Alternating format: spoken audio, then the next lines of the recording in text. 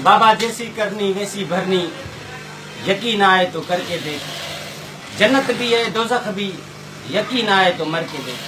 बाबा एक वक्त था जब ग्राहकों की लाइन लगी होती थी, हम नखरे करते थे, नखरे कि बाबा हमारे पास कैम नहीं है, ये नहीं है, वो नहीं है। ग्राहक बेचारे हमको मिलते करते थे, हम कपड़े नहीं लेते थे।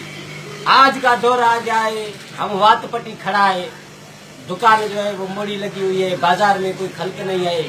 कारीगर 12 कारीगर थे, अभी जो है वो 3 कारीगर काम कर रहे हैं, उन्हों का भी सदाई रहने वाला कुर्ता। अभी क्या करे यार, ये सेठ का है, सेठ का बेगर का कपड़ा मिला है, इसको कटाई कर रहा है, 3 मरतबा इसको सिलाई किया है, फिर 4थी मरतबा सिलाई कर रहा है। अल्लाह करे को सीजन जो है वो मच्छर जावे, सारी जो है 1700 रुपया किलो हो जाए, 1800 किलो हो जाए किलो। हाँ मर गए यार, ये मन होता है किलो होता है, छोरा हमको बताओ तो सही ना, मन हो जावे। हाँ दिमाग काम नहीं करता है, मोड़ी है। वो कहावत तो सुनी है ना, भूख से आके गजर भी गजर है। समझ तो गए होंगे आप। हाँ हाँ छोरे क्या पाके दो इसको जोड़ा तो दो कोई बना।